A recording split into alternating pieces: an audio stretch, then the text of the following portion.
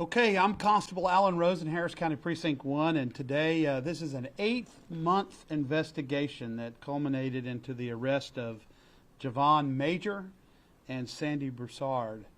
And investigation was initially prompted to us by the Texas Funeral Commission Service, and we worked it in conjunction with the Texas Rangers of DPS. And this is a case that absolutely turns my stomach. It turns my stomach because you're dealing with people at the most vulnerable time of their lives after they've lost somebody that they loved and cared for. And for me, that's what makes this case so important. The victims, the families behind me, are people that were taken advantage of, they were manipulated, and they were completely snowballed, and fraud was committed against them. In this case, Javon Major would say he's a funeral director. He would say he was an embalmer. And these families would reach out, or he would reach out to them and get their confidence, get their buy-in, and he would get them to give them money. He would ask them for insurance policies, all to defraud them. So the way he would do it is he would get online and he would see that somebody died. And he would reach out to the family and say, I was friends with the deceased. I knew him, when he didn't know him. And he would get the confidence of these people behind me and convince them to give them insurance policies, to which he would forge documents and take the insurance money from them. In many instances, people were supposed to get ashes of their loved one. And to this day, some don't know if they've got their actual loved one's ashes. Funerals were supposed to take place, and there would be no funeral. Embalming was supposed to take place, and this is hard to talk about. Embalming was supposed to take place on some of these family members, and it didn't happen. And so there is a long list. Since this case has broke, we have had 50 people contact us, giving us additional suspects that we're going to be looking at potentially. So this is going to be an ongoing investigation. It's by no means shut. It's just truly sad to me that you have people in the most vulnerable times of their lives be taken advantage of by somebody like this. And so we have to put a stop to it. We did put a stop to it. I'm proud of the work that our investigators did to bring Javon Major and Sandy Broussard to justice. And we're going to hear from some of the victims whose family members were stolen from. There was a $26,000 insurance policy that he changed the name on after he got the confidence of I'm going to call them victims, because that's what they are. So with that, I'm going to turn it over to Ernest, who was a first victim who had an insurance policy that was forged against him. Ernest? Yes. Just tell us how it got started, Ernest. Yes. Let's see your name. My name is Ernest Satcher Aquanican, and my sister's name is Deidre Satcher Greenleaf. And my first cousin name is James Chuck Abram. And Mr. Majors took advantage of our family. And actually, he's related to me. And the hurting part about it is when a family is grieving, at their lowest point, this individual had the nerves to take advantage of us.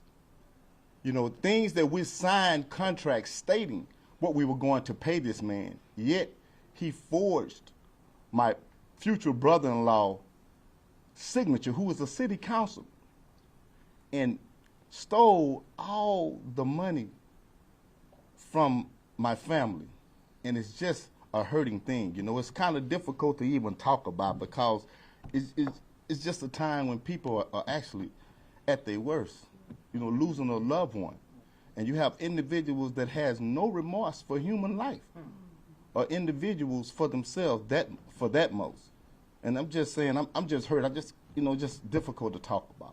Can you tell us how did you try to get your money back, and how was it trying to work on that? Well, We did get the insurance policy back because Funeral Express, with the help of Chris Haran, matter of fact, I want to give utmost respect to this man. He said what he was going to do, and he actually did this. So we was actually able to get it back from the funeral service, who Mr. Major, he would take your policy and send it to this company called Funeral Express. And what they're like a finance company. And they would give him the money for a small price before the funeral service even take place. So he was able to do that. But with the help of Mr.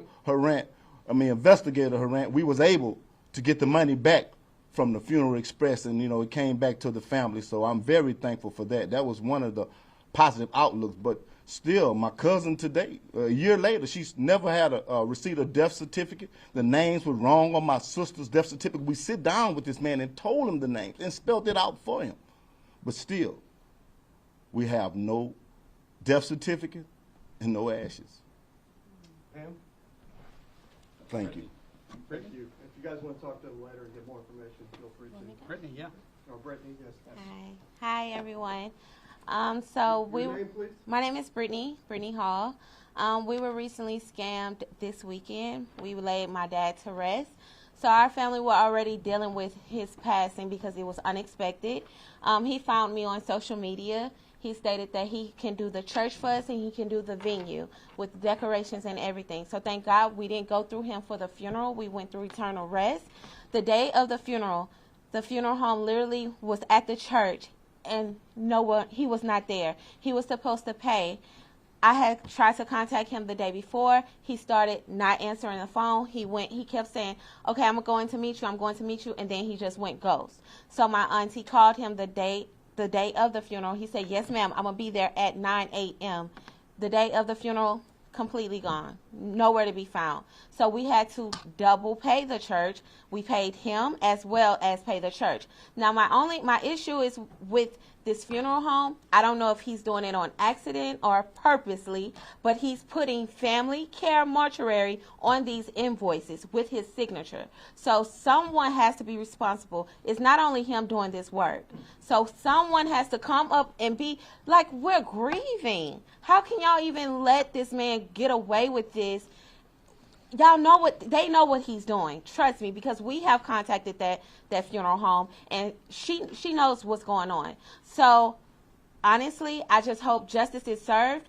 Our story is not even clear. It's not even close to what other people are speaking about. Someone reached out to me today. He gave her the wrong ashes. The way she knew he gave her the wrong ashes is because the morgue found her boyfriend's body, and that was the body that was supposed to get the ashes. So she's been living with someone's ashes for months that she thought was her loved one. This is unacceptable. It's unacceptable. So please, if we can just get justice served, please. Yes, thank you. Can you give your name, please? Yes. My name is Pamela Bubbs, and my son is Clifford Bogan. We came in contact with Mr. May. He told me his name was Major Johnson. When we came in contact with him the day of my son's funeral, we had to beg him at like 3 a.m. in the morning. He cut his phone off. We had to beg him to see my son, and how we saw him was on FaceTime. That is ridiculous to see your loved one on FaceTime the day of the funeral. He came an hour and a half late to my son's funeral, threw my son inside the church, jumped in the truck, ran back out the truck, came back with the obituary. At 12:30 was his funeral. That is ridiculous. And after he did that, my son was smooshed down in the casket with all his family members, with his staff from Family Care Mortuary. Ms. Brown is the owner of Family Care Mortuary. She was there. I do not know where he had my son at the whole time of where he had his body. His body was warm. It was not cold. They say he leaves the body in the garages, in the houses, in the abandoned home. This is ridiculous. Somebody out there know where he leaves these bodies at. There's no way in the world that you can bring somebody's body to their services. They cold or they smelling. Someone knows something. Someone has to come forward, because Family Care Mortuary, Sandy Broussard, Puerto Rican Princess, whoever her name is, all these people know. Everybody knows that he's not a funeral home director. The whole neighborhood, everybody knows he leases truck. He coming and he'll give you a phony piece of paper. Miss Brown know everything. I met her on FaceTime. Their funeral home is 2.5 hours away from Houston, so they scam you till you get a church because you can't go to the funeral home. You ask why you can't go to the funeral home. Don't worry about it. We're going to take care of your mama. That's his favorite word. We're going to take care of your mama.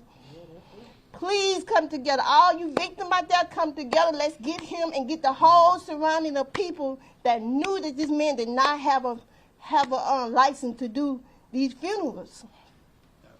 Thank you so much. Anybody else?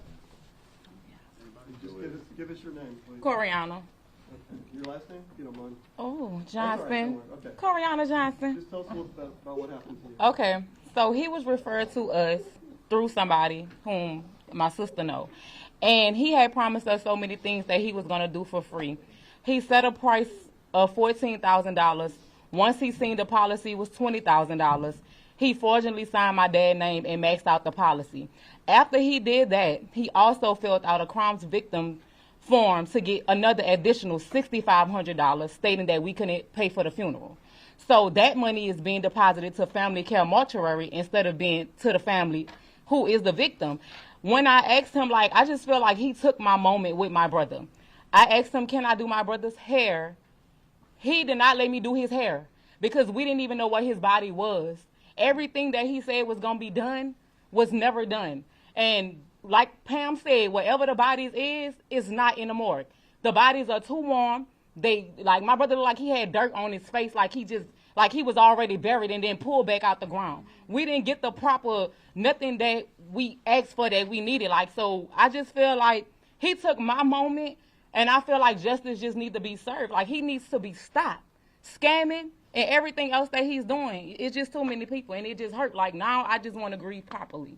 Why is he so successful in what he does? It just has Because the way that he talk, he trying to present himself as a funeral director. So when he's approaching you, he got a suit on, he looking real nice. He like, oh, this is my business card. He got it all planned out just like a scammer does. It's like you getting a scam call and you just believing it because it sounds good. He's pulling out a form, he actually pulling out a booklet, okay, this is that, and this is what we can do. But everybody that he's going through, this is third-party people. This is not people affiliated with the funeral home. So he's calling people we need to borrow your car for this funeral. We need to borrow these sprinters, or we need to borrow this, or we need you to make this. That's what he's doing. That's how he's portraying himself. And when you found out that he doesn't have a license, what was your thought? Oh, it hurted because I've been doing my own investigation for 3 months. And once I posted the video on TikTok, everybody just came forward. And once I started looking into it myself and found out his name is not Major, he's not nothing what he said he was, and everybody started saying the same thing, it all made sense. It hurted me. I don't know, I cried. I can't believe it, and I just feel like if justice not served, then we've been failed. Everybody that's hurting. And you still haven't gotten your money back? No, we ain't got no money, no nothing. The insurance company told me they paid him 3 days before the funeral.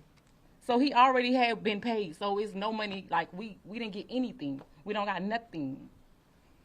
Thank you. Miss Brown, Miss Brown, Who is Miss Brown? Miss Diana Brown, the owner. She know what he doing. Yes, ma'am. If you could just tell us your name, please. My name is Salita Devereaux, and what I had to endure with Mr. Majors was he had me and my son and 2 more people come out to see my son's body after 9 p.m. in a not-so-safe neighborhood in a church. When me and my son, when we stepped to the steps and the doors were open, this smell just hit us. And when I walked in and I looked at my son, his body was bloated. He was dark.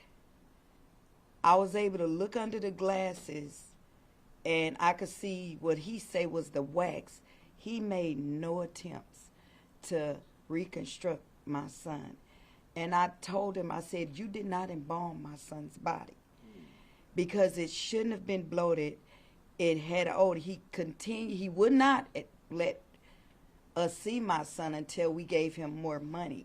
And he continued to tell us, we're losing him, we're losing him. If you embalmed him, we shouldn't be losing him. And once we got there and we viewed my son's body, it was clear that, and with that smell, I had to run out the church because I couldn't deal with the smell.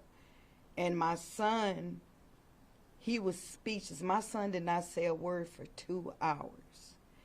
And after that, the excuse was the smell was because of open wounds. Why should he have open wounds when those were supposed to be taken care of?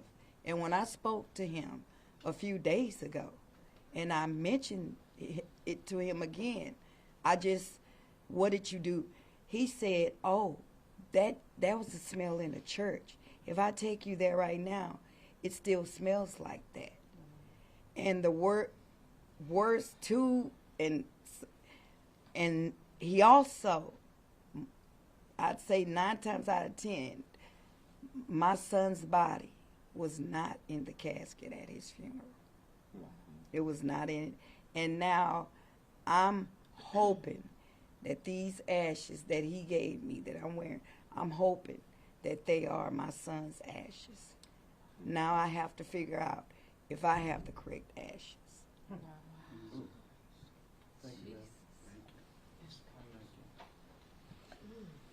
So as you can hear these victim stories, we know there are other victims out there as well. We want you to contact the Precinct 1 Constable's Office Investigations Division. Lieutenant Haran is the lead investigator on this case. We do want to hear from you. We do want to honor the memory of those that have been lost and those families that have been left behind to face all this tragedy. And so I can promise you this office will always be about victims, and behind me are victims. And we're going to see to it that they get justice. So I'm happy to answer any questions, or if you have any questions of anybody behind me, we're happy to answer them now. Thank you, Constable. How did you get involved? How did you find out? The Texas Funeral Commission Service contacted us locally, and the Texas Rangers, we worked collaboratively with them on this case. A lot of it happened in Houston, Harris County, so we had to do everything we could to investigate it. I mean, it came to us, and to hear the stories that are happening behind us, it had to be investigated. We had to get to the bottom of who was doing this stuff and charge them. Have you ever heard of something like this before? Have you done this? No, we haven't. We have not done a case like this. This is a unique case, and we know there are other victims out there, but this is a very unique case. I mean, somebody taking advantage of people at their most vulnerable time when they've lost a loved one and they're emotionally distraught, and now you have somebody that's preying on them, is just something that we can't as a society let that happen. And we're not going to let it happen. So it took us a while to catch Javon Major. He was hiding out pretty good, but we're not going to let this happen. When he was arrested, what was being said, or how did you go about that? Can you give us some details on how? Yeah, I mean, when he was arrested, he kept calling and saying to our investigators, "Oh, I'm going to turn myself in. I'm going to turn myself in, and I'm going to turn myself." Same con that he's conned these great people behind me. And so I'm in Atlanta, I'm out of town, I'll be back Tuesday and I'll turn myself in. It was all a lie. It was all a lie. We had to go through a lot of measures to capture him. So at the end of the day, this is a case, again, that took 8 months, and it took a lot of man hours to do, but we have to honor the memory of those deceased. We have to honor these people behind me. They deserve nothing less. They really don't. Any other questions? Have you heard of this? This is the first time. Yeah, me too. Us too. Us It too. sounds like cons from what you hear in old westerns and stuff. Yeah. It's like movie type. Yeah. It was a movie. He must be talented, though, the way Very marketing And is. he's gonna give you stuff free. He'll say, well, Yeah. I'm gonna give you a carrot, or I'm gonna give you donuts, or I'm gonna give you this. multiple. Would you want to tell us that story? Can you tell us? Yeah. About the, He tells you that he's gonna give you stuff free, and when you're in a vulnerable moment, you're just trying to bury your loved one. So he'll tell you that I'm going to give you some doves, I'm going to give you the carriage, or don't worry about it. Don't come out to the family care mortuary funeral. I'm going to come to your house. I never, ever went to family care mortuary because the way he comforted me, I was comfortable with him. I never thought that he would scare me like he did. So we never went out there until after I buried my son. Then I went to go see the owner, Miss Diana Brown. She was the one that acknowledged that he worked for him, but I did not know he wasn't a funeral home director. Until later on, to me, Miss Tiffany, we all got to doing our homework, working with Miss Rodriguez from the funeral home director, Mr. Chris. We all started doing our homework, and we all started finding out. We all started connecting with one another. And that's how we found out. It's so many people. I know a young lady right now, her son got buried on the 30th. She don't know where her son at. They told her he's way in Hitchcock, Texas. She's trying to figure out where he's at this moment. So can you imagine how she feels? The mother don't know where her son is, and he knows where he is. He knows it because he's the only one that came and picked the body up after he was 30 minutes late for picking the body up. And then on top of that, he doesn't have an official website. It's not with Miss Brown. He has an underweb. When you go to YouTube, Instagram, all that, you would never see him on an official website. When I went to church, they say, are you sure you're a funeral home director? We don't see him on an official website. Nobody thinks to look at that. Nobody would know to look at that. Yeah, Miss Brown is fully aware of everything Mr. Major is doing. Family care mortuary, she knows. He would also videotape himself at a funeral that he wasn't doing, but he used that video as marketing material to do it. So. My son was buried in Houston Memorial Garden, and to find out that all these people are going through what they're going through, now I'm scared. My anxiety is up because I don't know if I have to go and get my baby up out the ground because I don't know if he buried him right. And that's not right. It's not right. My son got killed, and for him to come and take advantage of us, that's not right. So somebody, whoever it is, while y'all trying to hide and let him make it, come out. Come out, because these are families that are hurting. He didn't care. He don't have a heart. Miss Diana, you're hiding behind him, but y'all in coherent together, baby. So everybody need to come forward. Come on. We got to get it stopped. What's the next thing he going to do? They going to let him out and he going to go do it to somebody else? If he did it to us, he'll do it to anybody. He done did it too many times, and now it done caught up with him because we stood up for it. If anybody else didn't stand up, he would have still been doing it. But we got to stop him. And he just did it again this week. He's making it bad for all the funeral homes. So the thing is that he's not only doing funeral scams, he's also doing transportation scams. He's also doing church scams. So he advised us that the pastor where we was having the church, where he provided the church but didn't go through with it, Pastor Hayes, he said he was a part of the board director. He was a board director of the church. So we like, okay. When I say this man is a good talker, he can talk you down, okay? Right. So we thought that, but then, okay, I did a post. Then it's another scam. He was doing sprinter scams, party buses for little kids. This guy said he had his daughter, she was turning 10. He had 10 of her friends. The party bus never showed up. The little girls was crying. Like, this is a sick human being. Like, how do you do this to people? But I'm not going to lie. He quick with his words. He know how to talk yourself out of some stuff. Because my aunt was like, no, something's not right. I think he's a scam. I'm like, no, we have a recording with this man saying, no, Miss Hall, I promise you, I'm a part of the board director of the church. Pastor Hayes know me. I just got off the phone with him every single time. I just left Pastor Hayes. Pastor Hayes never heard of him. Yeah, like, but how would we have known, you know? So, and then he's also taking the other funeral homes, and using them as his marketing product too, because he took Eternal Rest Funeral Home. How we came to know that he was a scam is because the funeral home director contacted me personally with the pastor on the phone. And that's how all of this with our family became unrattled. And this is unbelievable.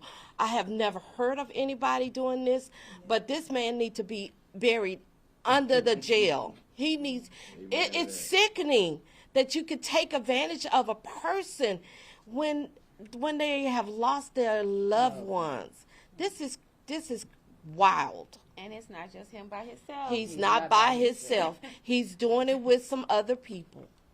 Any other questions? Sir?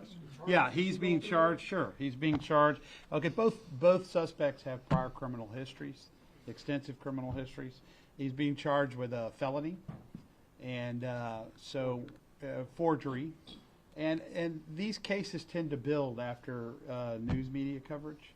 So there'll be other people that come forward that there most probably will be additional charges levied against him, so or her.